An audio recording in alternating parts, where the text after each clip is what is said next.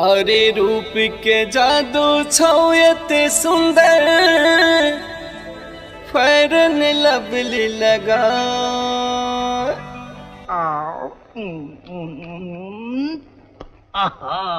आगे ए ना मुस्की मरबे गुरकी, दिल तू दिल धड़का। गोड़ की ललकी दुपट्टा वाली, गोड़ की ललकी दुपट्टा वाली, के नैना सहोश उड़ावा वाली। गोड़ की ललकी दुपट्टा वाली, के नैना सहोश उड़ावा वाली। तोहर नैना करे कमाल, कि कल ही कत के तू हलाल। गोड़ की ललकी दुपट्टा वाली, के नैना सहोश उड़ावा वाली। गोड़ की ललकी दुपट्टा वाली, के नैना सहोश उड़ावा वाली।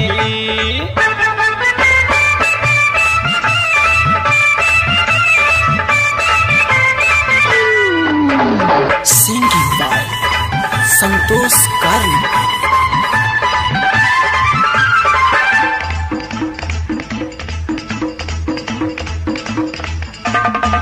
तो हठोर के लाली, के न पीछा तू पड़ गल गे। को न जल में तू पड़ ले, हम जीवन बिगड़ दिल गे।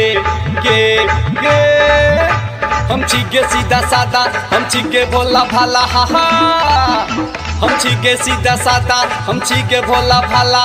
जाने कौन चक्कर में पल गल पढ़ लिखल सपाला। मिट्टी बोली के लक हलाल। गोड़ की ललकी दुपट्टा वाली, के नैना सहोश उड़ावा वाली। गोड़ की ललकी दुपट्टा वाली, के नैना सहोश उड़ावा वाली।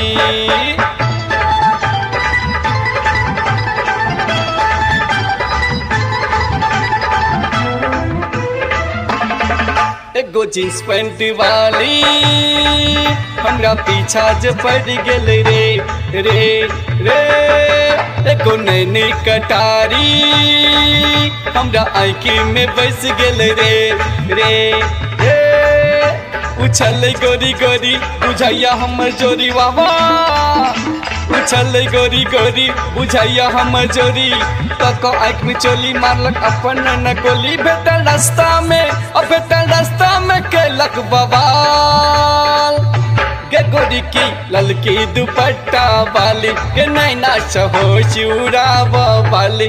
गोड़ की ललकी दुपट्टा वाली, के नैना सहोश उड़ावा वाली। गोड़ की ललकी दुपट्टा वाली, के नैना सहोश उड़ावा वाली। तोहर नैना करे कमाल, कि कल ही कत के तू हलाल। गोड़ की ललकी दुपट्टा वाली, के नैना सहोश उड़ावा वाली। गोरी ललकी दुपट्टा वाली। विक्रम विद्यार्थी रिकॉर्डिंग स्टूडियो, मलंगवा, सरलाही, नेपाल।